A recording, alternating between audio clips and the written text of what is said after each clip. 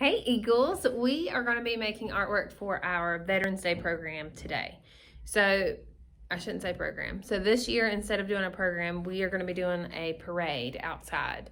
So as the veterans come through, their cars are going to be decorated and we're going to give them breakfast, and then they're going to get a gift bag that has some things in it. And one of those things is going to be an artwork from one of my wonderful art students. So the artwork that you're making today is not for you to keep, it's for you to give. So we're going to try extra hard on it. And for 4th grade, this year we're going to be making something similar to these. Your materials that you need: one piece of fancy paper. Write your name and your code on the back of it for me, please. And we're going to be working with oil pastels. So, got those ready? Okay. On your fancy paper, you were going to divide it up kind of like a very large tic-tac-toe board. So if this were my paper, I need a marker that works. Always. If this is my paper, okay, it doesn't have to be perfect or exact. You're gonna go one line. So divide it up into 3, 1, 2, 3 sections. I know it's really hard to see because of my light. And then you're gonna go down. Can you see it kinda? Yes. So I got 1, 2, 3, 4, 5, 6, 7, 8, 9. I have 9 rectangles, squares, somewhat, okay? Again, doesn't have to be perfect. It's all right. Okay, so now I have, what did we say, 9? All right, you have 9 squares that you're gonna be working with. I have a list, it's a word bank that I'm using for all of my classes, of phrases and words that you can use in here. These two student examples that you're seeing up here, they use the word freedom. But there's all kinds on here that you could use. So even if you do a simple, let's move my thing over here. Even if you write thank you, 1, 2, 3, 4, 5, 6, 7, 8. There's 8 letters. And then I could have another spot for another symbol.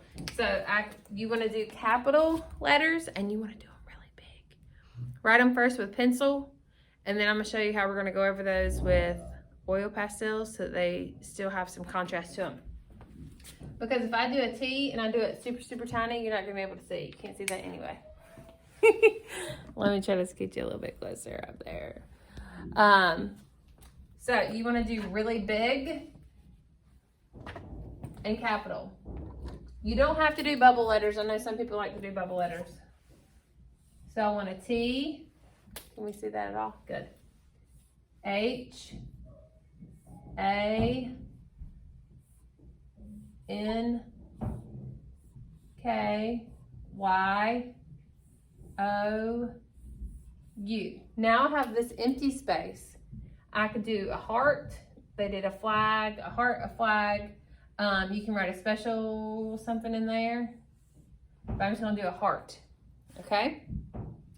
You have you have freedom on here. That's why I did this, so we spell them correctly. Veterans is 1, 2, 3, 4, 5, 6, 7, 8 is 8 letters too, so you can do the same thing and write veterans and do a symbol in there if you want. You can put your symbol at the front. It's okay, however you want to put them on there. Then you're going to take your oil pastels and you're going to go over your letters and fill in the whole block.